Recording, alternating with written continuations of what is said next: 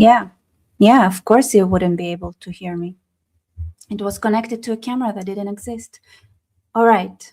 I'm so sorry, you guys. Thank you for, but you know what? Like in the meantime, when I was mute, you guys had joined in because I had scheduled this live to the wrong time. So I'm glad you guys had managed to navigate yourselves into here. And I wanted to watch today's speech by Netanyahu and Marco Rubio. And I was trying to say that I love the speech by Marco Rubio now. Did I listen to it properly? No, I'm waiting for you all because we're going to have a watch party, proper watch party. But, you know, it's one thing to come and scold, and it's a different thing to come and motivate. And like, instead of making you feel like you're doing everything wrong, which you're kind of, you know, you can say things a lot, but you do want them to do what's right and what's good. And to do that, you need to not bring someone down, but to elevate them into the moment that they would be like, oh, you know, maybe I should start moving because maybe I am important enough not to die from an heart attack when I'm 40 years old. Maybe I deserve to live to like at least 50. I don't know, like something. Get up, start moving. You are worth it. You are worth it. So yes, it's so important to have proper motivation from time to time. All right, so let's talk about a couple of things here. Do you guys have any preferences? Do you want to start with Netanyahu or with Rubio? I'm open. And let me know where you guys are joining from. Where are you guys from? Where is everybody from? Shalom, shalom. And how are you feeling? By the way, I'm trying to get some inside intel about what's going on with the Iran.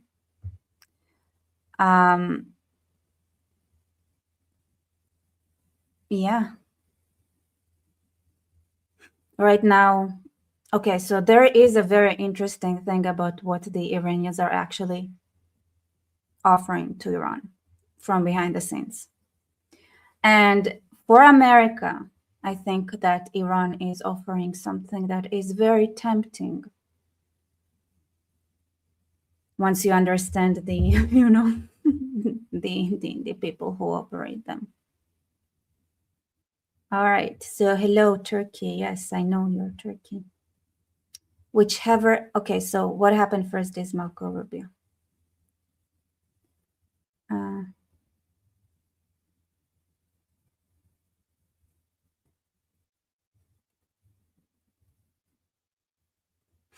But wait 1 second.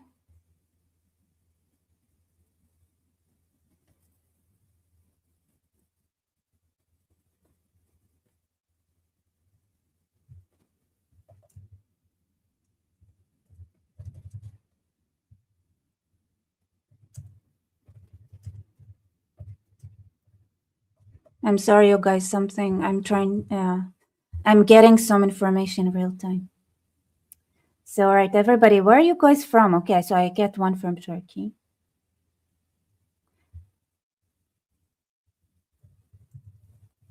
And trying to figure out what is going on in Iran. Anyway, yeah, so things are happening. But, you know, like I said before, right? I choose, when there is a matter of choice, I choose to believe what makes me happy. You know? Hello, Dallas, Texas. Yeah, Caliphate, UK. You guys, I've seen that. What are you feeling about the merge of Advance UK and the other one, the Ben Habib and Rupert Law? I said they're now working hand in hand, hoping to fight back against the Islamic Caliphate of the UK. Are you guys ready? You need to like start smuggling weapons and shit to be ready for the Islamic invasion. It's like, you know. You didn't hear it from me. I take no legal responsibility. But like the other side is doing it, so, you know. You didn't hear it from me. I take no responsibility for what I'm saying.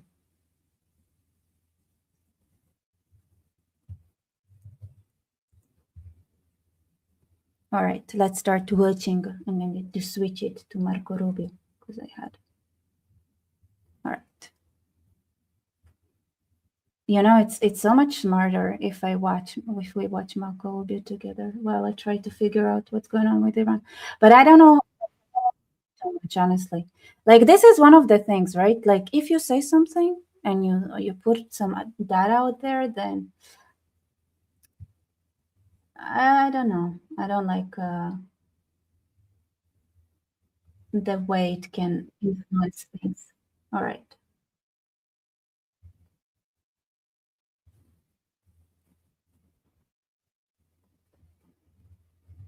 All right, let's watch Marco Rubio. Guys, ready? Hello, Tag Mechir Tzedek. It's been a while since I've seen you. All right, watch party. Let's go.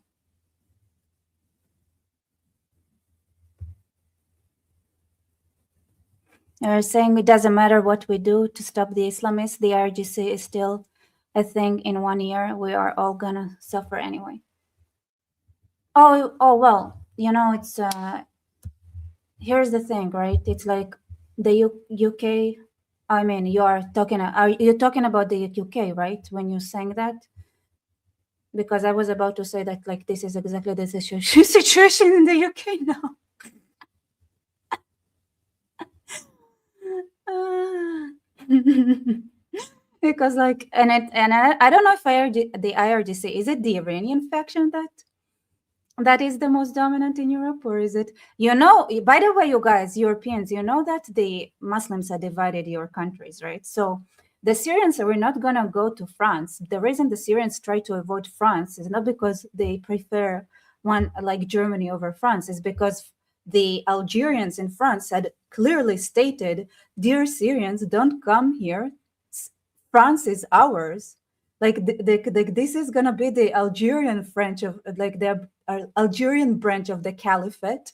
So you Syrians, like you go get another country to take over, right? Like this is something they do dips on. It's also like Palestinians do it, right? It's like, mm, I don't care about like what you grab when you take over Israel, but Herzliya is mine. It's like this city is mine. I want this city. It's like, and my favorite thing, by the way, have you guys, I think I've talked about before, but my favorite thing is when Sinwal's plan was published properly.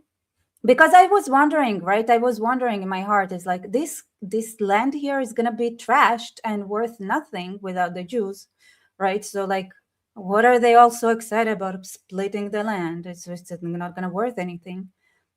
And the full plan that's in one ahead is actually to keep the high-tech people alive and make them work for them, right? To continue generating wealth.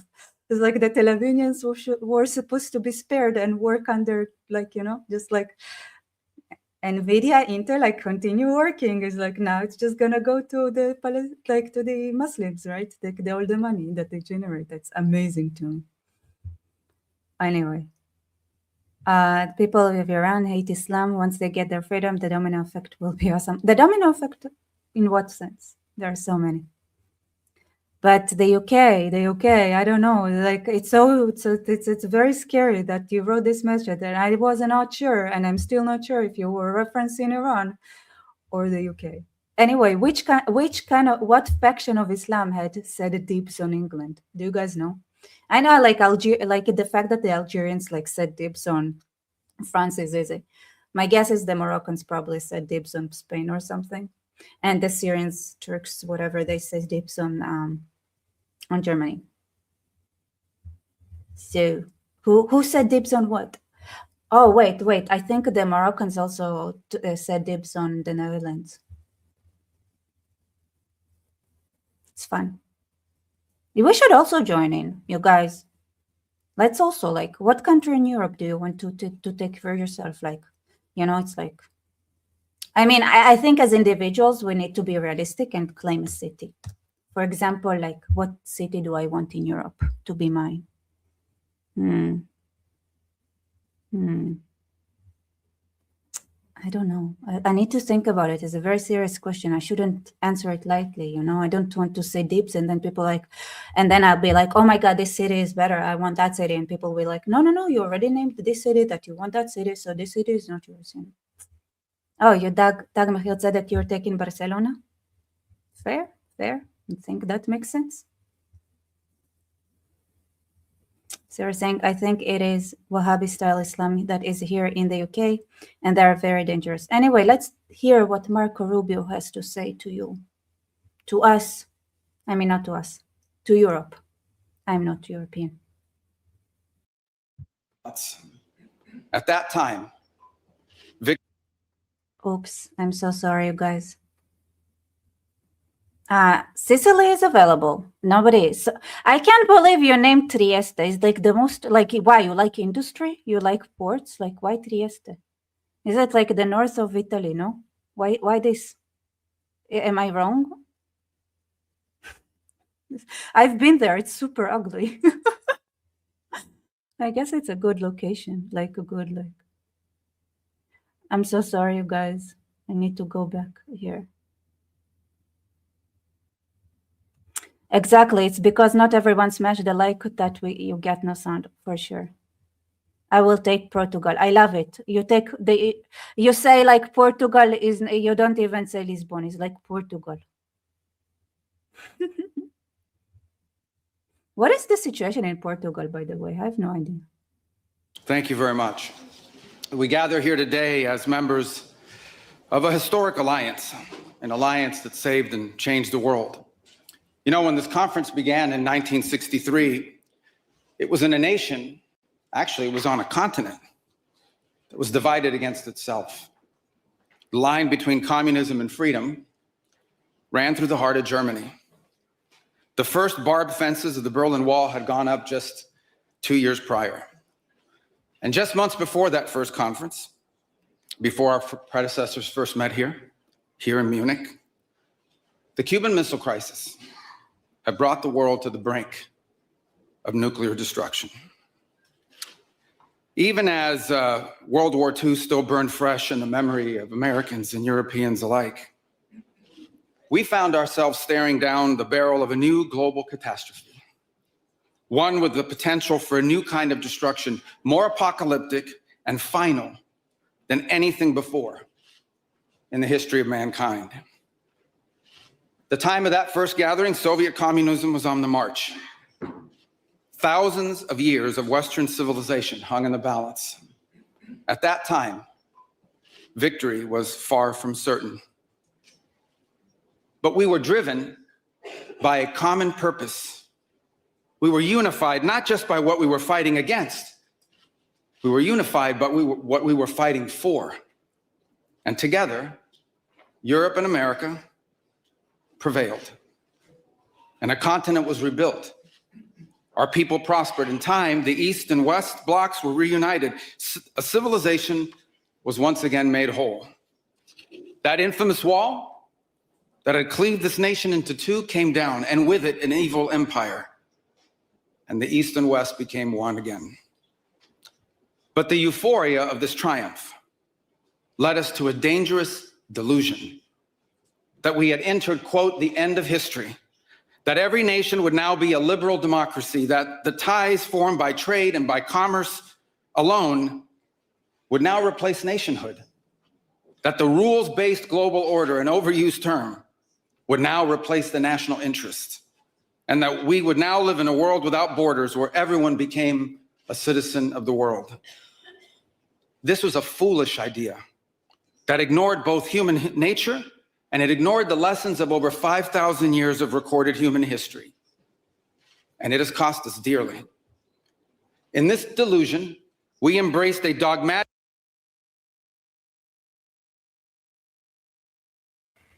Like, now that I think about it, probably Europe like had such a big trauma from like the 20th century that they just decided to like delete history from their brains. It's like the deepest like historical question you could ask them like is what you had for breakfast, you know, but not dinner last night, because that's like too deep into the trauma. And I like that. The Budapest, that's a good one. Also, Prague is nice. Prague is pretty. Anyway.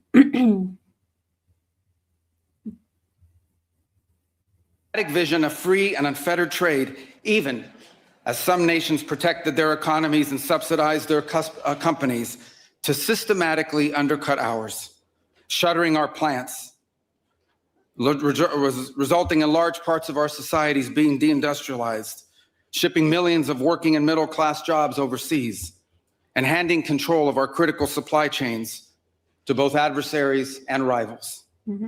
We increasingly outsourced our sovereignty to international institutions while many nations invested in massive welfare states at the cost of maintaining the ability to defend themselves. This, even as other countries have invested in the most rapid military buildup in all of human history and have not hesitated to use hard power to pursue their own interests. To appease a climate cult, we have imposed energy policies on ourselves that are impoverishing our people, even as our competitors exploit oil and coal and natural gas and anything else, not just to power their economies, but to use as leverage against our own. And in a pursuit of a world without borders, we opened our doors to an unprecedented wave of mass migration that threatens the cohesion of our societies, the continuity of our culture, and the future of our people. We made these mistakes together. And now, together, we owe it to our people to face those facts and to move forward, to rebuild. Under President Trump, the United States of America will once again take on the task of renewal and restoration, driven by a vision of a future as proud, as sovereign, and as vital as our civilization's past. And while we are prepared, if necessary, to do this alone, it is our preference and it is our hope to do this together with you, our friends here in Europe. For the United States and Europe, we belong together. America was founded 250 years ago, but the root... You know, I don't know why, but my brain switched into courtship kind of thinking. And it's like, yeah, can do it alone, but it's better to do it together. I think, you guys, I think this is very interesting because you can like use those sentences to advocate for like being partners, you know? Roots began here on this continent long before. The men who settled and built the nation of my birth arrived on our shores carrying the memories and the traditions and the Christian faith of their ancestors as a sacred inheritance, an unbreakable link between the old world and the new. We are part of one civilization, Western civilization. We are bound to one another by the deepest bonds that nations could share, forged by centuries of shared history, Christian faith, culture, heritage, language, ancestry, and the sacrifices our forefathers made together for the common civilization to which we have fallen heir. And so this is why we Americans may sometimes come off as a little direct and urgent in our counsel. This is why President Trump demands seriousness and reciprocity from our friends here in Europe. The reason why, my friends, is because we care deeply. We care deeply about your future and ours. And if at times we disagree, our disagreements come from our profound sense of concern about a Europe with which we are connected, not just economically, not just militarily. We are connected spiritually, and we are connected culturally.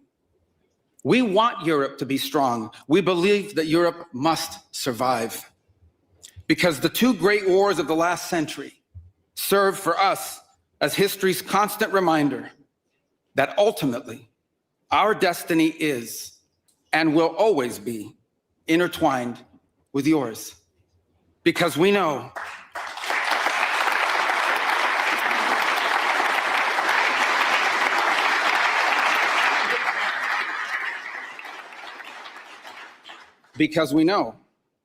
that the fate of Europe will never be irrelevant to our own. National security, which this conference is largely about, is not merely a series of technical questions. How much we spend on defense or where, how we deploy it, these are important questions. They are. But they are not the fundamental one. The fundamental question we must answer at the outset is, what exactly are we defending? Because armies do not fight for abstractions. Armies fight for a people. Armies fight for a nation. Armies fight for a way of life. And that is what we are defending. A great civilization that has every reason to be proud of its history, confident of its future, and aims to always be the master of its own economic and political destiny. It was here in Europe where the ideas that planted the seeds of liberty that changed the world were born. It was here in Europe where which gave the world the rule of law, the universities, and the scientific revolution. It was this continent that produced the genius of Mozart and Beethoven, of Dante and Shakespeare, of Michelangelo and Da Vinci, of the Beatles and the Rolling Stones.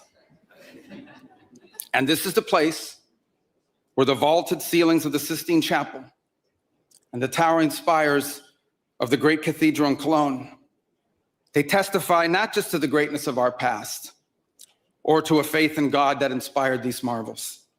They foreshadow the wonders that await us in our future. But only if we are unapologetic in our heritage and proud of this common inheritance can we together begin the work of envisioning and shaping our economic and our political future. De-industrialization was not inevitable. You know what I find interesting? What I feel is like Europeans would be very proud about all those things, and yet where is the outrage? Wasn't the oldest cathedral church in Amsterdam, Netherlands, burnt recently? Like, where is the need to defend? It's so weird. Was a conscious policy choice, a decades-long economic undertaking that stripped our nations of their wealth, of their productive capacity, and of their independence. And the loss of our supply chain sovereignty was not a function of a prosperous and healthy system of global trade. It was foolish. It was a foolish but voluntary transformation of our economy that left us dependent on others for our needs and dangerously vulnerable to crisis. Mass migration isn't some fringe concern of little consequence. It was and continues to be a crisis which is transforming and destabilizing societies all across the West. Together, we can reindustrialize our economies and rebuild our capacity to defend our people. But the work of this new alliance should not be focused just on military cooperation and reclaiming the industries of the past. It should also be focused on together advancing our mutual interests in new frontiers, unshackling our ingenuity, our creativity, and the dynamic spirit to build a new Western century. Commercial space travel and cutting-edge artificial intelligence, industrial automation and flex manufacturing, creating a Western supply chain for critical minerals not vulnerable to extortion from other powers, and a unified effort to compete for market share in the economies of the global That is so critical. That is so critical. South. Together, we can not only take back control of our own industries and supply chains, we can prosper in the areas that will define the 21st century. But we must also gain control of our national borders. Controlling who and how many people enter our countries, this is not an expression of xenophobia. It is not hate. It is a fundamental act of national sovereignty. And the failure to do so is not just an abdication of one of our most basic duties owed to our people. It is an urgent threat to the fabric of our societies and the survival of our civilization itself. And finally, we can no longer place the so-called global order above the vital interests of our people and our nations. We do not need to abandon the system of international cooperation we authored, and we don't need to dismantle the global institutions of the old order that together we built. But these must be reformed. These must be rebuilt. For example, the United Nations still has tremendous potential to be a tool for good in the world. But we cannot ignore that today, on the most pressing matters before us, it has no answers and has played virtually no role. It could not solve the war in Gaza. Instead, it was American leadership that freed captives from barbarians and brought about a fragile truce. It has not solved the war in Ukraine. It took American leadership in part. I just want to say again, very fragile truce. Very fragile. In fact, it's more like waiting for the ground to be ready to do what needs to be done. Partnership with many of the countries here today just to bring the two sides to the table in search of a still elusive peace. It was powerless to constrain the nuclear program of radical Shia clerics in Tehran. That required 14 bombs dropped with precision from American B-2 bombers. And it was unable to address the threat to our security from a narco-terrorist dictator in Venezuela. Instead, it took American special forces to bring this fugitive to justice. In a perfect world, all of these problems and more would be solved by diplomats and strongly worded resolutions. But we do not live in a perfect world. And we cannot continue to allow those who blatantly and openly threaten our citizens and endanger our global stability to shield themselves behind abstractions of international law, which they themselves routinely violate. This is the path that President Trump and the United States has embarked upon. It is the path we ask you here in Europe to join us on. It is a path we have walked together before and hope to walk together again. For 5 centuries, before the end of the Second World War, the West had been expanding. Its missionaries, its pilgrims, its soldiers, its explorers pouring out from its shores to cross oceans, settle new continents, build vast empires extending out across the globe. But in 1945, for the first time since the age of Columbus, it was contracting. Europe was in ruins. Half of it lived behind an iron curtain, and the rest looked like it would soon follow. The great Western empires had entered into terminal decline, accelerated by godless communist revolutions and by anti-colonial uprisings that would transform the world and drape the red hammer and sickle across vast swaths of the map in the years to come. Against that backdrop, then as now, many came to believe that the West's age of dominance had come to an end, and that our future was destined to be a faint and feeble echo of our past. But together, our predecessors recognized that decline was a choice, and it was a choice they refused to make. This is what we did together once before, and this is what President Trump and the United States want to do again now, together with you. And this is why we do not want our allies to be weak, because that makes us weaker. We want allies who can defend themselves so that no adversary will ever be tempted to test our collective strength. This is why we do not want our allies to be shackled by guilt and shame. We want allies who are proud of their culture and of their heritage, who understand that we are heirs to the same great and noble civilization, and who together with us are willing and able to defend it. And this is why we do not want allies to rationalize the broken status quo rather than reckon with what is necessary to fix it.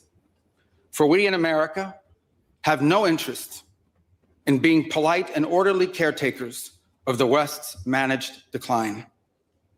We do not seek to separate. Literally managed decline. Are there any Europeans here? Like, I want to honestly, are there any Europeans here? Honestly, is there any European that, doesn't understand the situation they're at? Aren't they just waiting for someone to face them and say, hey guys, here's what we have to do? Is there anyone who doesn't know What's going on? It's crazy. Well, hello. Shalom, salam from Palestinian. Love your channel. Hello, hello. That's interesting. Where are you from? What city? Yeah, okay, Ramallah. But I'm in New Zealand. Nice channel. I agree. Europe is overset. Yeah. How is New Zealand doing? How is New Zealand? I'm European. I'm not European.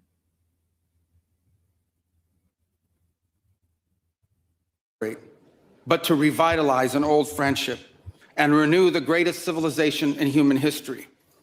What we want is a reinvigorated alliance that recognizes that what has ailed our societies is not just a set of bad policies, but a malaise of hopelessness and complacency. An alliance is what the alliance that we want is one that is not paralyzed into inaction by fear.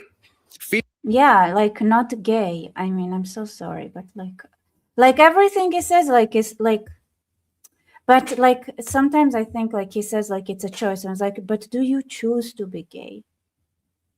Like, is it really a choice? I don't know. But I guess it's like it's not actually being gay, so maybe it is a choice. There's yeah, why are you gay? Like they're saying on my channel, okay, I know there are no this sort of Europeans are not here, but I'm asking like in your environment, like the Europeans should know what their friends think. If you know John Aziz, I know John Aziz, I don't like him. I don't believe him for a second. I don't believe him for a second. I think that the Palestinians or whatever, they need to convert to Judaism and be part of the Jewish nation because Islam is idiotic. So that's why, honestly. I was like, it's like the brain needs rewiring.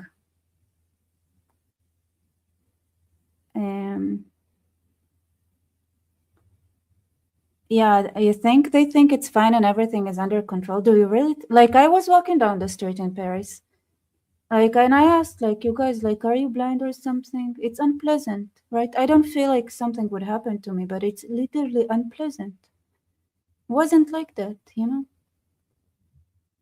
It's like, you know, it's like the phase of the unpleasant. It's like,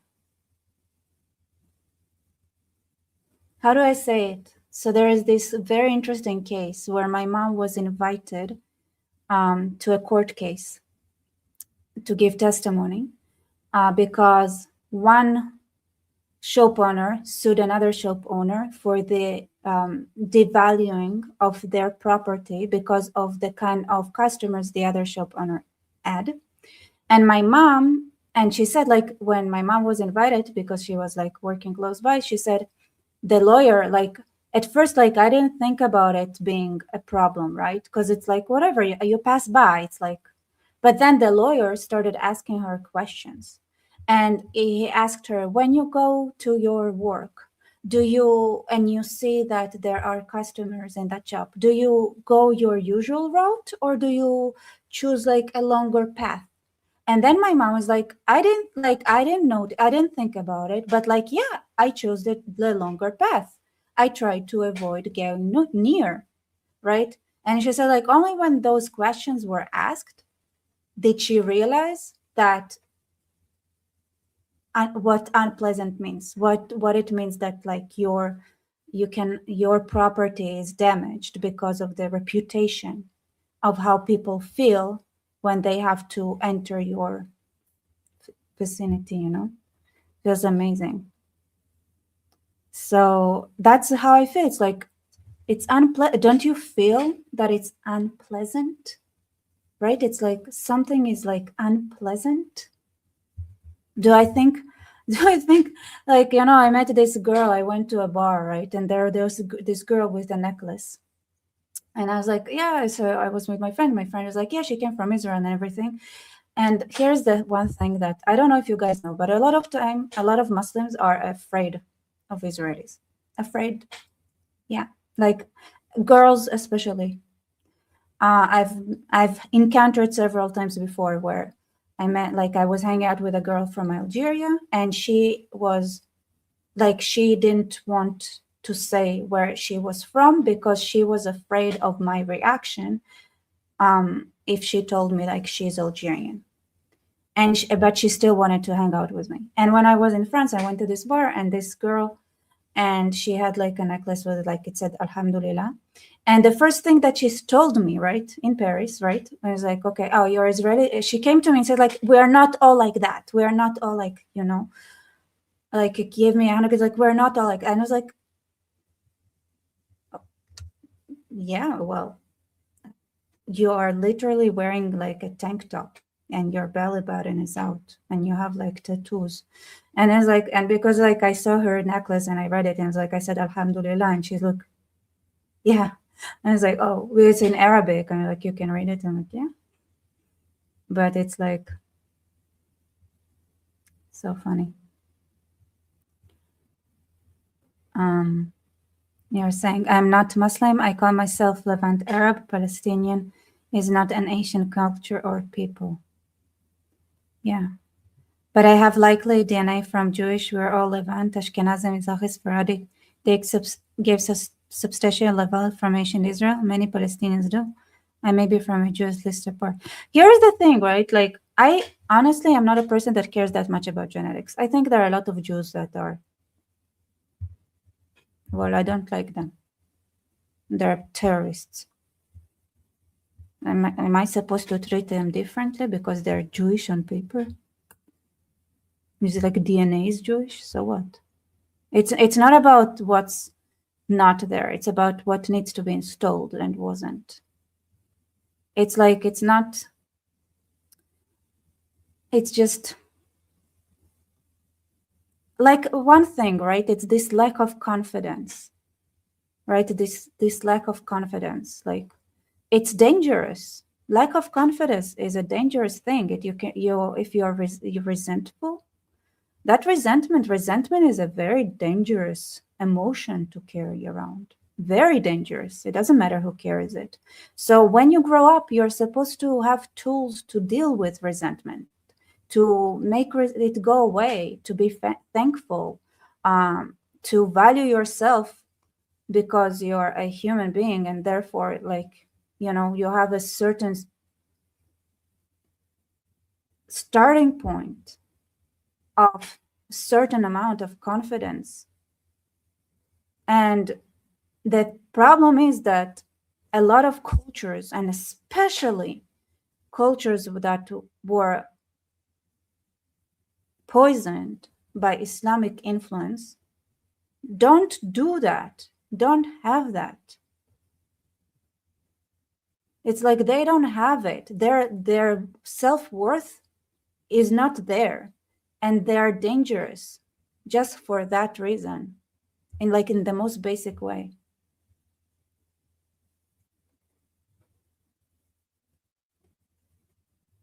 Fear of climate change, fear of war, fear of technology. Instead, we want an alliance that boldly races into the future. And the only fear we have is the fear of the shame of not leaving our nations prouder, stronger, and wealthier for our children.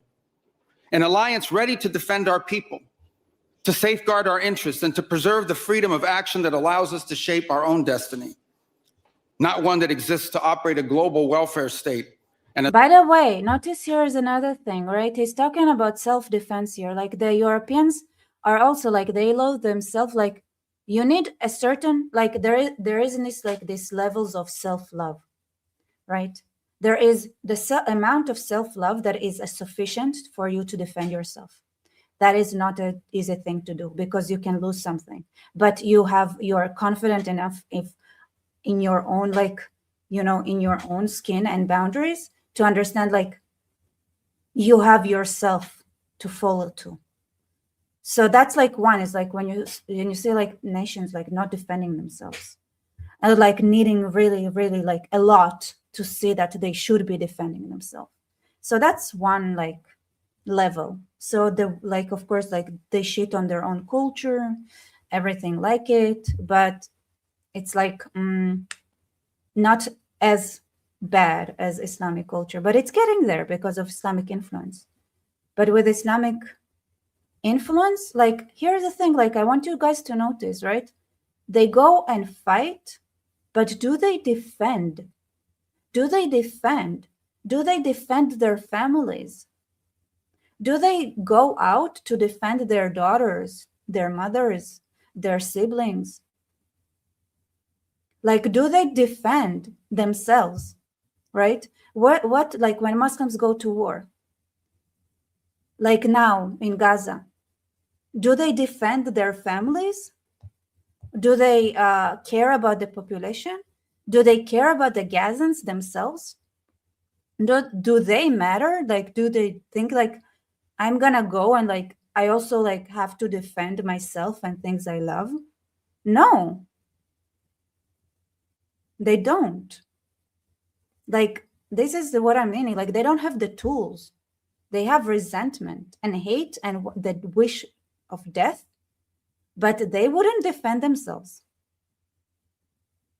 And that's the most basic thing. It's like they wouldn't defend themselves. They're not defending themselves. They are going to war, but they are not defending themselves. You're saying, okay, you're a Sephardic Jew. I'm actually 0% Sephardic. I'm 50-50. 50 Mizrahi, 50 Ashkenaz.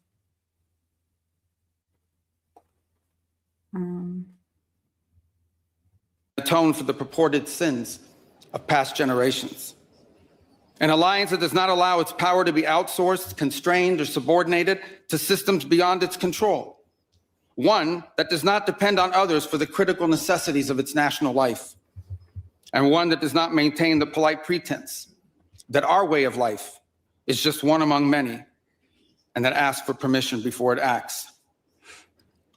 And above all, an alliance based on the recognition that we, the West, have inherited together. What we have inherited together is something that is unique and distinctive and irreplaceable, because this, after all, is the very foundation of the transatlantic bond. Acting together in this way, we will not just help recover a sane foreign policy, it will restore to us a clear sense of ourselves. It will restore a place in the world. And in so doing, it will rebuke and deter the forces of civilizational erasure that today menace both America and Europe alike.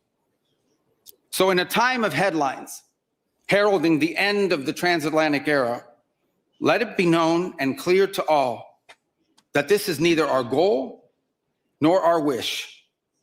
Because for us Americans, our home may be in the Western Hemisphere, but we will always be a child of Europe.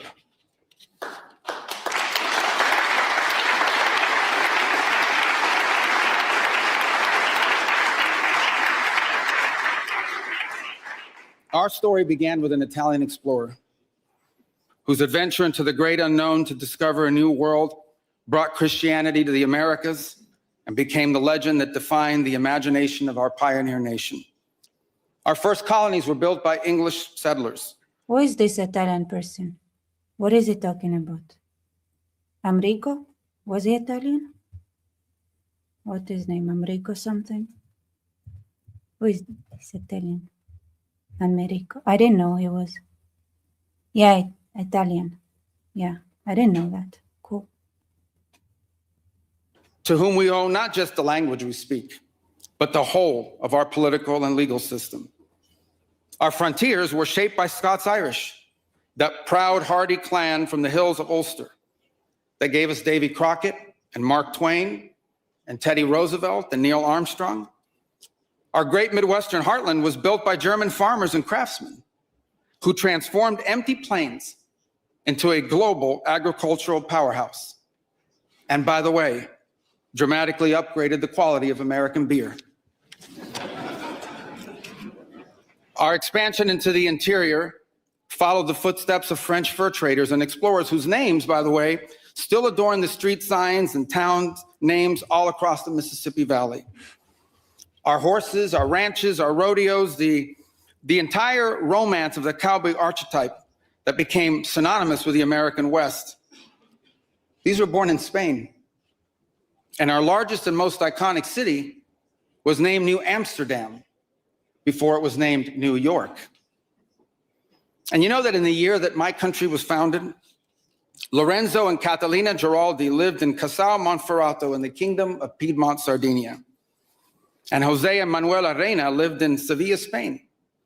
I don't know what, if anything, they knew about the 13 colonies which had gained their independence from the British Empire. But here's what I'm certain of.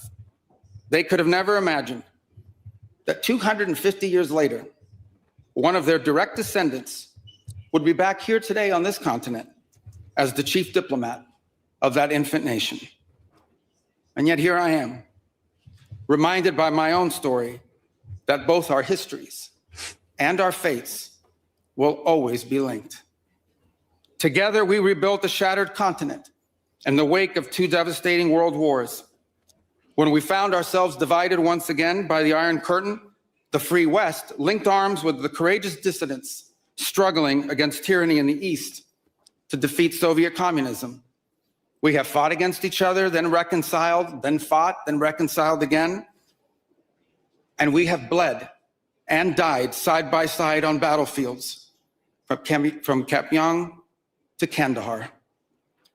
And I'm here today to leave it clear that America is charting the path for a new century of prosperity, and that once again, we want to do it together with you, our cherished allies and our oldest friends.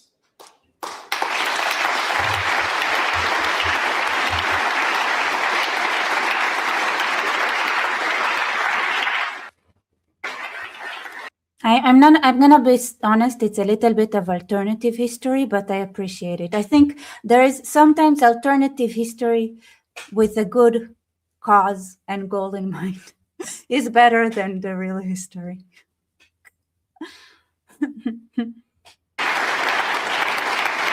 We want to do it together with you, with a Europe that is proud of its heritage and of its history, with a Europe that has the spirit of creation and liberty that sent ships out into uncharted seas and birthed our civilization, with a Europe that has the means to defend itself and the will to survive. We should be proud of what we achieved together in the last century. But now we must confront and embrace the opportunities of a new one. Because yesterday is over. The future is inevitable.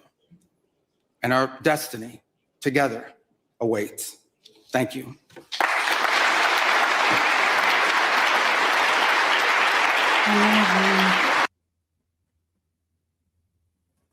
You're saying I left when Joseph from an Israel advocacy movement said to some Muslim that try converting.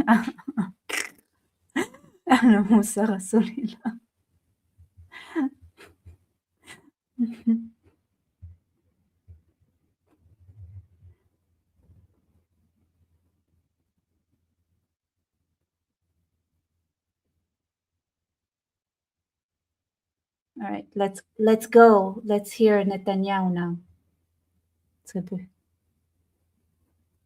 Wait, what is this random? Wait, I'm gonna privacy here.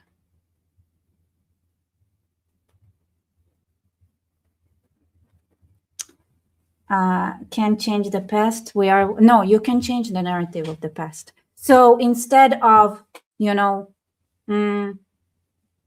Europeans like Protestants running away from the liberalism of Amsterdam and like building a new vision of a country in America, no, it's like it's a continuation. It's not like they escaped the slavery in Europe and fled to America. Like this, it's like this is an angle, maybe.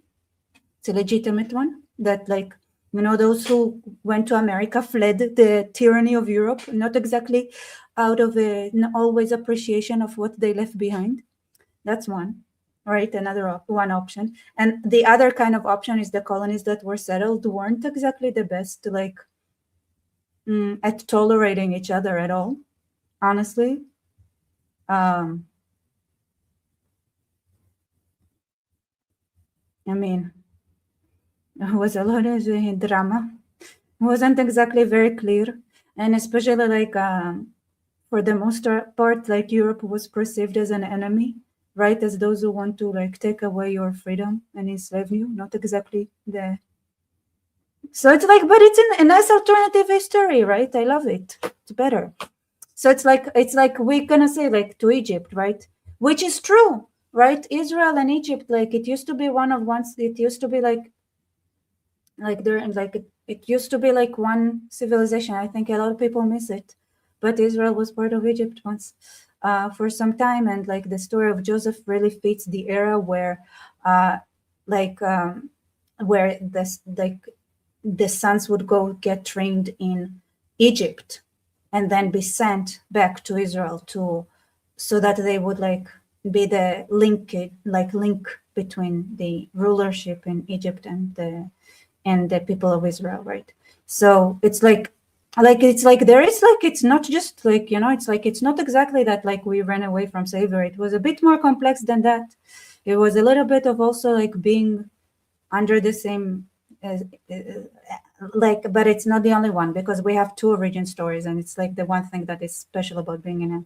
It's the same here, right? It's like in Amsterdam, they didn't bring the same values that Britain did, or France, and they were all fighting each other, and nobody liked each other. All right, so same here. It's like we have two origin stories. One Mesopotamian, right, with Abraham, and the other with Moses, which is Egyptians, and it's both are true. It's Israel is a mix of like the Akkadian and the Egyptian. Like it's like it's a place where a lot of different cultures met because of like the geographic position it's at. So it's like there is some from everything. So you can say that like instead of the Jewish folklore of us escaping the Akkadians and us escaping the Egyptians, right? We can say like no, like we came like we are part of like we were part of the same civilization, right? In a sense, like we were shaped by those civilizations, and like we should work together. I mean, one of the biggest differences is that in our case is that they're dead, so we can say like F them. Right? It's like if Europe is dead already, then maybe they would change it to, oh, we escaped the Europeans out of their slavery and tyranny. Now they're gone. So, it's like it's not that far off. It's like there is a lot of friction between when there is a meeting point of different cultures, and America had the same experience, in a sense. I just came back. So it's like it's a narrative thing, right? It's like it's not about changing; it's about choosing.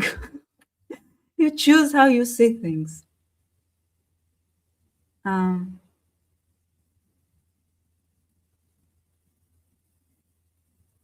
Right, let's continue.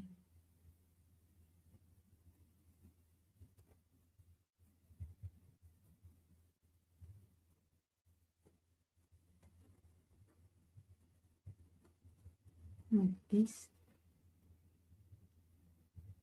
Back from the United States for a very important meeting with President Trump. Obviously, the focus was on Iran. The president is determined to exhaust the possibilities of achieving a deal which he believes can be achieved now because of the. He believes, by the way, he believes. Netanyahu doesn't believe crap. And Trump believes, whatever. He can live in his movies. Oh, by the way, thank you so much for your support. You guys, please do consider supporting this channel. I cannot do this without you.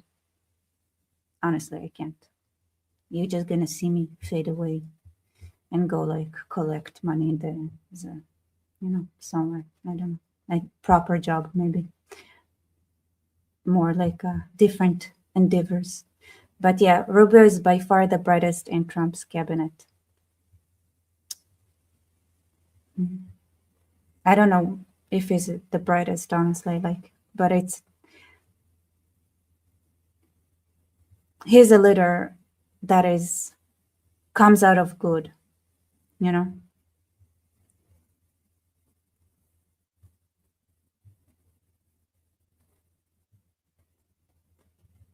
I think Rebecca said like more than 100 times. Yes, could be because, you know, I'm like in my heart, I'm like a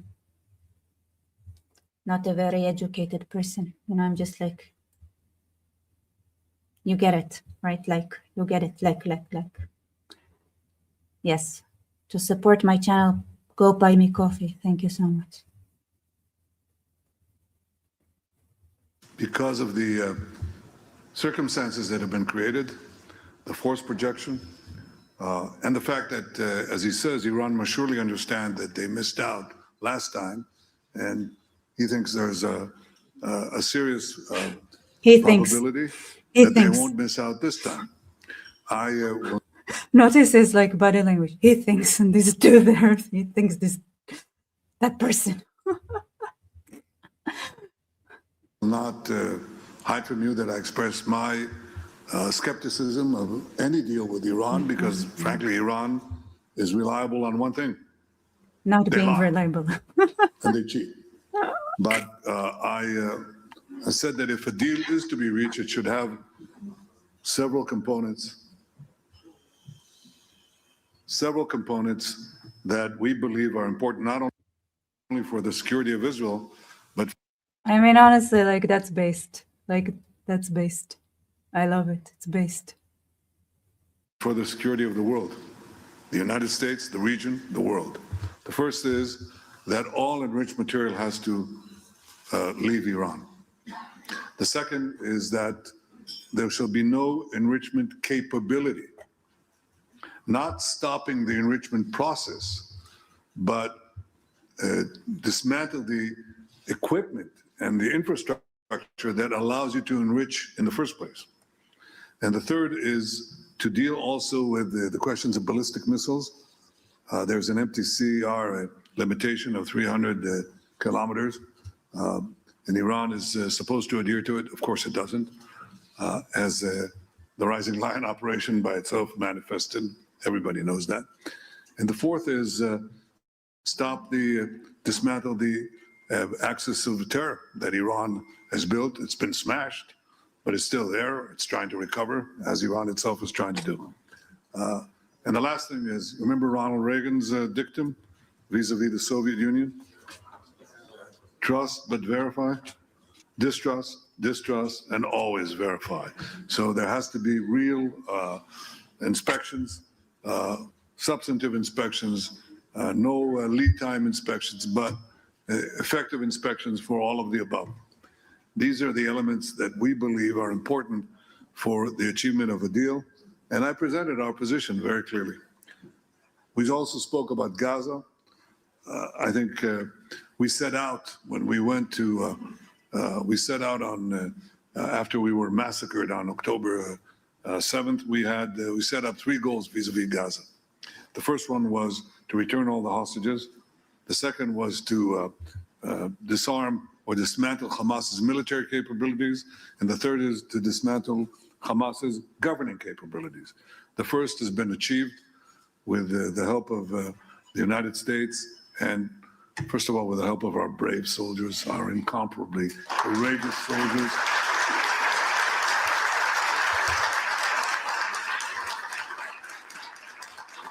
The support that we got from President Trump and his team, the support we got from you and so many around the world, and the decisions that we made not to cower and not to submit to the pressures that were put on us from outside and from inside. We stood our ground. We got every single one of these people out, including the last hero, Rani Gvili, incredible hero. But there are so many others. We stood our ground there. We also stand our ground on the other 2 things that have to happen. Under President Trump's 20-point plan, when we move to phase B, what has to happen is that Hamas must first be disarmed, and then Gaza must be demilitarized. Disarmed means that it must give up its weapons, not main weapons. And what are the main? People said heavy weapons. There are practically no heavy weapons in Gaza. There's no artillery. There are no tanks. There's nothing. The heavy weapon, the one that does the most damage, is called an AK-47. Okay? That's it. That's how they execute people. That's how they shoot our people. That's what they use. Assault rifles. That's what they used in the massacre of October 7th. That's what they used. That's what they did the worst massacre of the Jewish people since the Holocaust with AK-47s. 60,000 of them. They have to go outside. Obviously, RPGs, rockets, and so on. But that's the main weapon. And that has to go. So first, disarm Hamas. And second, demilitarize Gaza. What does that mean? They still have tunnels there. We dismantled about 150 kilometers of 500 kilometers of tunnels. We have to complete the job. That means also that you can't hide weapons labs or other facilities that they use to rearm themselves, regroup, and reform, which they're trying to do. We're giving the president's plan a chance. And he put it very succinctly. He said, it can be done. Are you talking about Sahel TV? Thank you for your support here. Contribution for Sahel and Rebecca. Sahel TV? I don't know. I don't really watch his things, actually. I have no idea what's his style like. I think maybe we talked once, but nothing else. The easy way, or it can be done the hard way. You're saying Netanyahu is such a cartoonish dollar store mobster. I don't know. I mean, listen, I want to agree with you, but when I was about to say, oh my God, you are so correct, I just remembered how many Hezbollah members lost their balls.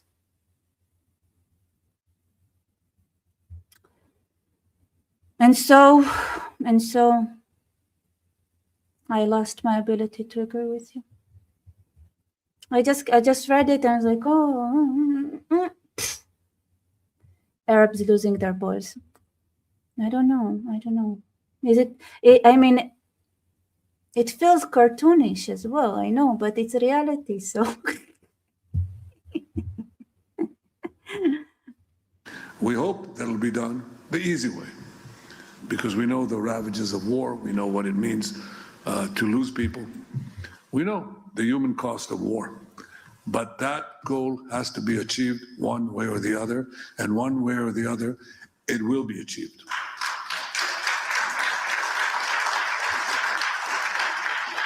In the meantime, when there's a ceasefire, it doesn't mean that we can't do anything. They attack us, including yesterday and today. We killed 13 terrorists. We act in response. We don't wait. We just do. They don't have now a free there's just reign, like a million but left. we are giving them the time, giving the ISF, the International Security Force, and the President's Board of Peace and the various groups, various bodies that are under it, giving them the opportunity to try to do it the easy way. You know, it was my Muslim Arab friend that convinced me 10 years ago or more, 10 years ago, I think, that the Gazans are like their lost cause. You know, like, and I kind of understand what it means. I mean, 13 is more than 0. I mean, it's a start for sure. The President's Board of Peace and the various groups, various bodies that are under it, giving them the opportunity to try to do it the easy way. Again, we shall see. And it will be done. Gaza will not pose a threat ever again to the state of Israel.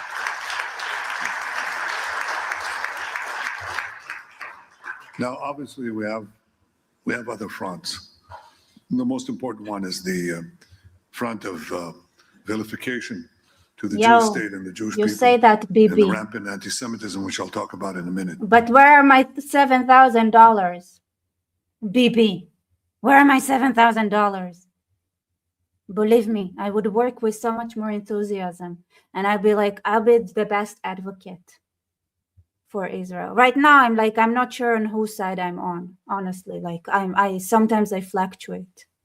I think I need those $7,000 to be certain, you know? It's because right now I'm sometimes I'm oh man, honestly, they deserve to win. Honestly, they do. So I don't know. It's just I don't know. It's hard for me. I'm with the group with the merit, right? So it's I'm just saying. But I want to bring to your attention what is happening, because you will not know it if you turn on the television stations and so on. Depends which, of course. You wouldn't know what is happening here. The most important thing that is happening is that people are coming to us. Nations are coming to us. Companies are coming to us. Mm-hmm. Enormous economic powers are coming to us. Israel has been ranked by The Economist, not a particular fan of me or the state of Israel in recent years, but it ranked the Israeli economy. Actually, honestly, you know what? I need a stronger computer. I think maybe I should do a fundraiser to get a new computer. That's a good idea. Thank you. But yeah, they should pay me. I don't know, because honestly, sometimes I'm when our side comes and I was oh no, the in the universities they hate us, and I'm all they have to say is yeah, well, you kind of deserve it. Not deserve it. It's what did you do? What did you do? Did you create communities? They did. You're too fancy and too fancy and too high and mighty that to then be able to create communities with non-Jews, right? Go mingle with the goys and talk to them, not to lecture them, but just to create communities with them, where you can actually give them tools that would make them not want to turn into suicide bombers. No. Did we do anything like it? No, because they went around and they created communities, that they basically convince people to become suicide bombers. We didn't do communities that convince people to stay alive to start with, which I mean is yeah, maybe it's not under our responsibility, but you know what? It's this is war. This is war. It is war. What is war? Among the 3 most vibrant economies in the world, just now. Now, this comes after 2 years of war. 2 years. It's our longest war. It's even longer than the War of Independence. 2 years of being savaged in the international media and so on, in the UN and all these associated bodies. Our economy is growing rapidly. Our stock market is at an all-time high. The shekel versus the dollar is at almost at a 30-year high. Inflation is going down. There's very little of it. Interest rates have gone down. Not enough. More. But it's at 4% now. It'll go down further. And the investments in Israel are huge. Now, why is that happening? 1, because we run the economy responsibly. We know how to do that. 2, because we have the war showed. The war showed the prowess of Israel, the enormous capacities here. Yeah, but we're still losing on the 8th front because nobody is going out there mingling with the goys properly. I mean, the goys are now being preyed upon by Islamic PDF files. And what happens is when we finally have this one Jew that is ready to mingle with the goys properly, it's Jeffrey Epstein. The high-tech, deep-tech capabilities that astonish the world. That is not only in the military field. It has immediate consequences in the civilian field, and people understand it. So they come here. Now, as said, countries come here. Chancellor of Germany was here at his initiative. We'd like to talk to you about our defense industry in which they want to invest a very, very large amount of money. Who's coming here next week? Well, I want to say something about this, like about Israeli Arabs. You want to hear something funny? So in many ways, Israeli Arabs and the educated ones, they have the same, like they have an ideology that is not very pro-Jewish or pro-Israel. But I have like good, like several friends who, like, when they went out to the world, and whether it's them just communicating with other Arab nations or other Arabs in general, even in the territories, or even if they go to Berkeley or whatever universities to study, what happens to them is that their communication style and then like they're being, so it happens in university, because until university they're still there's in an Arab system. So even the Druze, because I checked with the Druze to see where it happens, where the shift happens. So the shift happens in university. So until university, right, most Arabs are inside the closed-minded, no questions allowed loop of the Arab education system. But then when they go to university and they start interacting more and more with the Jews, the more they interact, the more they start, like, the more there is like a thing that it breaks that shell, like it breaks the loop, and they start asking more and more questions. And because I remember, it's like there was like this curiosity, and became more and more curious. But the thing that happens is that they start communicating more and more in the Jewish Israeli style. And even though that ideologically on paper, right, they might not support Israel or anything like that, when they go and communicate with other cultures, now they are not satisfied, because they are used to that they can ask whatever they want, that everything can be debated, that, like, you know, it's like that if like people would argue with them, and it makes like it. And then when they talk to other cultures where you don't have that, it just like it doesn't satisfy their soul. It's like it makes them unhappy. It makes them like, oh my god, like you know, because it's like it's something about it. It's like something like this debate or anything, whatever, you get used to it. So they start hanging out with the Jews and Israelis also outside of Israel, which is so funny to me. Like this, I remember, like in Brazil, there was this girl and identified as a Palestinian, right? But if she saw Israelis, she would hang out with us. And I said, like, why? Like, you know, you don't have to hang out with us. And then she like yeah, it was like I remember she specifically was from Nazareth, and she's a Muslim, and it's like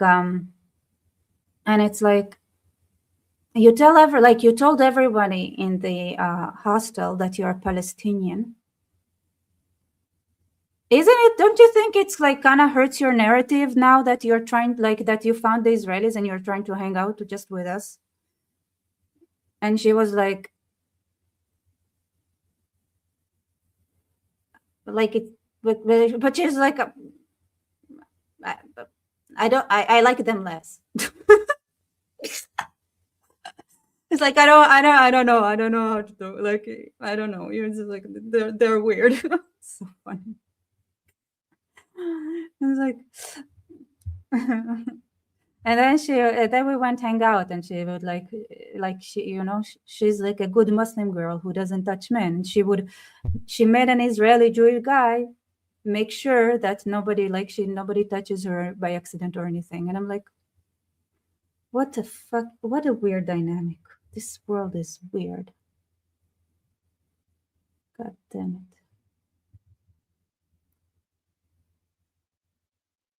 Yeah, maybe she was, I don't know, just weird. Believe me, this is why I said, like, the peculiar case of Israeli Arabs. They break brains. Like, they if you try to figure out what's going on there, it's gonna break your brain. It's the most like. Week. Narendra Modi. Tremendous alliance between Israel and India, and we are going to discuss all sorts of cooperation. Now, you know, India is not a small country. Yeah, India. Ooh, it India. has Where's India? 1.5 probably sleeping billion people.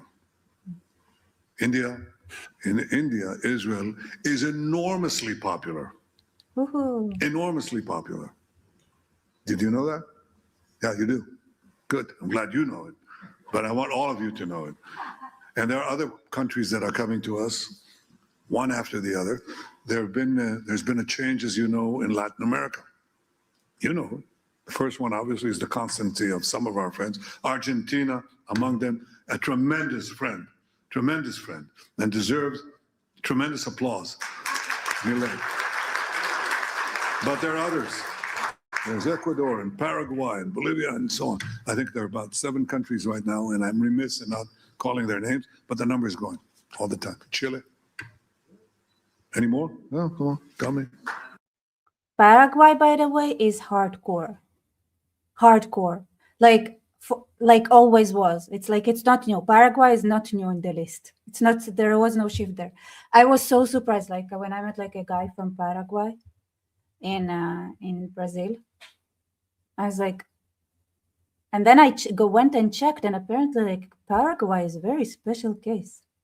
I've been there for like 5 minutes, but like, that's interesting. What? Panama, thank you. Others? Honduras, yes. So have I left out anyone? That's not a Latin American country. Well, there are more. There are more in Asia than you could possibly believe. And some of them are reticent about it. Some of them are less reticent. Some of them are open about it. They're coming because Israel is a powerful engine. It's a juggernaut on innovation and technology that is changing the world. About 10 years ago, I said that Israel will be among the top 3 cyber powers in the world. I was wrong. Well, I was right, but it's number 2. Israel, tiny Israel, 10 million people, receives more foreign investments in cyber tech than any other country in the world except the United States. I'm talking about absolute numbers. That's what we did in 10 years. Guess what? We're going to do exactly the same thing in AI. We just signed a major agreement with the United States on AI cooperation. We're going to do the same thing in quantum. This is our advantage, and we pursue it with a vengeance. Israel is a very strong country coming out of the war. Coming out of the war, strong economically, strong militarily, strong technologically, and we intend to be a lot stronger. Now, why am I telling you this? Because I believe, oh, and by the way, the United States just issued a Security Council memorandum, and it described its vision of regional alliances and anchor countries, and it called Israel, you know, the model ally. The model ally. An ally that obviously believes in democratic principles, but is willing to fight for itself. We don't ask for American boots on the ground.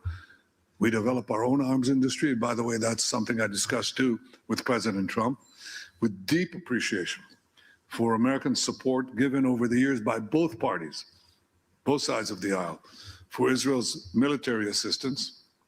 But I said, just as I said when I was first elected in 1996, first time I was elected, I said, we've come of age economically, or we will reform our economy with free market principles. So we don't really need, we can afford to give up over a phased period the economic aid that we were receiving at the time, which was financial aid, which was $1.2 billion. That was a lot of money in those days. Our GDP per capita at the time was $17,000. Now it's going to be very soon $65,000 per capita. And in 10 years, we'll have a $1 trillion economy. Now, that's not a huge economy, but it's not a small economy either. So we can afford to phase out the financial component of the military aid that we're receiving. And I propose a 10-year drawdown to zero. Now, in the 3 years that remain in the present memorandum of understanding, and another 7 years, draw down to zero. Israel will support itself and does, just as we fight for ourselves. At the same time, we want to move with the United States I want to take a second and say you put your finger on it, which is super true. Turkey is our biggest, like Turkey is building their own ring of fire around us as well, trying to make sure like they can blockade our supplies through the sea and whatever, because Turkey is now cooperating with Saudi Arabia, so you can see how it's the Red Sea and the Mediterranean. So in the same time, Israel is now building a maritime alliance with Cyprus and Greece to bypass that, and Somaliland for the Red Sea. From aid to partnership, because we have phenomenally gifted technologists and developers of all sorts of defense systems. And we share it with our friend, the irreplaceable friend of the United States. But we want to have now joint investments. We put in one part, they put in an equal part, and we share the fruits. But our goal is to build an independent arms industry in Israel. I think the entire world understands what kind of world we enter, and that's something that we intend to do. I'm saying all this about our capacity to defend ourselves, our strength, because it relates to the last point that I want to make to you. I think people are probably shocked by the waves of anti-Semitism that are sweeping those societies, free societies, the United States, Europe, Australia, where we had the tragedy on the Bondi Beach, and elsewhere, and in America itself. And that is indeed shocking. Well, it isn't necessarily shocking if you see the cycles of anti-Semitism throughout the ages. Yes, anti-Semitism had a brief respite. It did, respite after World War II, after the Holocaust, but it came back. It was quite prominent before World War II. No one here is old enough to have known Father Coughlin. Do you know who Father Coughlin was? Do you want to describe to them who Father Coughlin was? Massive radio audience and a lot of influence in America. Well, Detroit. Yep. Okay, so some of you are old enough. I've read about it. We only read about it. Well, he was an isolationist, he was a rabid anti-Semite and so on. And of course, World War II, it was enormously powerful. And then came World War II, and we know the rest. And now it's rearing its putrid and ugly head again. Okay, it is. But if you look at the course of Jewish history, then what you see is that this was a fairly constant phenomenon. I mean, once we had lost our land, once we were scattered among the nations, we were ready prey. We were ready prey. And eventually, when there was societal change, the Jews always were blamed. And we were blamed in antiquity, 500 years before the birth of Christ. People don't know about the Hellenistic anti-Semitism that was here in the diaspora. And then what happened in the Middle Ages, you are familiar with, and it happened in modern times. And these attacks on the Jews were always preceded by vilification, horrible vilifications. But to be honest, like it's very easy to see why like they were blaming the Jews. The Jews were the only ones that were using their brains and thinking. So every decision made is like, okay, somebody had to think. So if somebody had to think, it must be the Jews. Like completely logical. That even so-called civilized and educated people adhere to.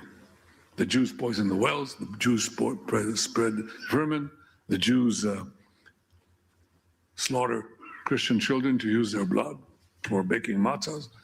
And this goes into modern times. The Nazis basically said the same thing. And all these vituperations, all these slanders were always accompanied eventually by either exile or pogroms or mass murder. That's what happened to the Jews, one country after the other, into modern times.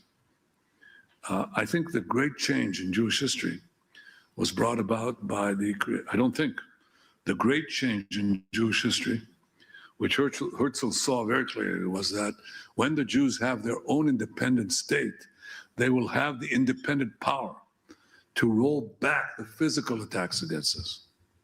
We suffered during the diaspora from two things that converged and created enormous and repeated tragedy. We were at once prominent and weak. And when you are both prominent and weak, you invite a human quality that happens between individuals, but also between nations. It's called envy. And when you envy someone and you can attack them, then you do. And that is essentially the story of the Jews. It's a simplification of anti-Semitism, but it tells you a great deal of what underpinned it. Well, with the rise of Israel, the Jewish state is definitely prominent, but it is no longer weak.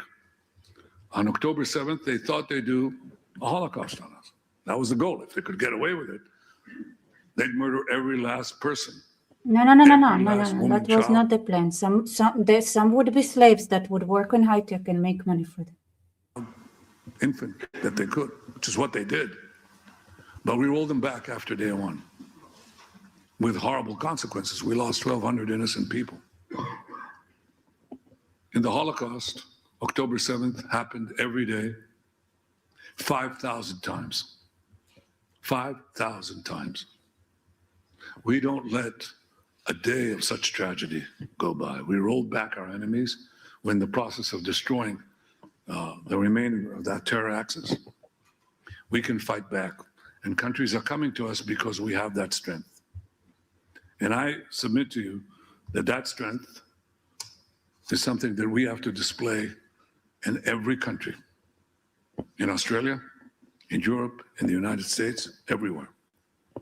I say to you in front of these vilifications, do not cower. Do not bend. Do not bow your head. Fight back, because people respect those who respect themselves. Amen. And the minorities that fought back, whether it's the blacks or the gays or women, they fought back. And what we have. But I also know, because I watched enough anime, that if you have a very, very strong fighter, or like you're a dragon slayer and stuff, then people would come from all over to challenge you to fight, because you're like, oh, we heard there is somebody here is like this great samurai, we came to challenge them. So I just want to add that, because like if you have self-respect and you're strong, is like, I just want to say like that you still have the Japanese, like there's still this element to consider, just say. Because people respect those who respect themselves. And the minorities that fought back, whether it's the blacks or the gays or women, they fought back. And what we have to do as Jews, both here in Israel and in the various Jewish communities around the world, beginning with the United States, is to fight back. Yes. Silence will not help. Looking askance will not help. Fight back. That's what I tell you. That's what I tell young Jewish students that I meet. I'm very proud of them when I meet them. I see that. I see, Bibi and I agree. Didn't I say we need a Jewish shadow government in New York now? They have this inner fire, but it must be a policy. We fight back. There's going to be a media war. There's a digital war. Yes, I know all of that. And Okay, where are my $7,000? Are you going to say something about it? we're going to fight it together. No fight. Give me seven. Come on. I'm going to switch sides. Come on. But the most important thing is that you are willing. God, I hate to borrow this phrase. Fight. You have to fight back. The first requirement to defeat anti-Semitism is to fight anti-Semitism. It's the only way. There's no other way. We do so, obviously, on the battlefield and the physical manifestations of those.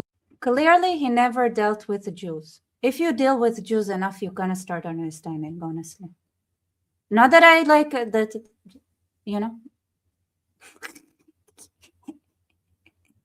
Those who want to slaughter us, and we're very successful in, but we have to do it on the information level or the disinformation level as well. And I guarantee you that if we do so, the Jewish future, as you see in this remarkable state, the Jewish state, the state of our people, will have a remarkable future. Thank you for your consistent unqualified, unfettered support. Thank you, dear friends, and we'll see you next year In Jerusalem. Thank you very much.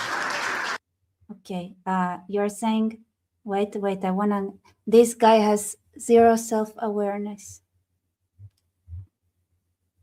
What are you referring to? Because all I can think of is like exploding balls, you know? Like beep, no more balls. So I'm very confused. Like it's hard for me. Actually, every time I see any of him comments, this is the association I get now. Like, bye-bye balls. I don't know, maybe you're a woman. Maybe you're a woman. Well, you're a woman then? Okay, fine. Bye-bye. Something else. You see, I'm a feminist. Don't challenge me. Okay, I'll find something that's worth exploding.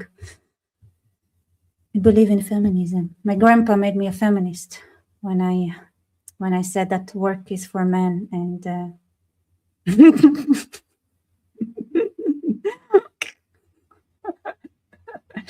and they can continue working. Right. All right, everybody, good night.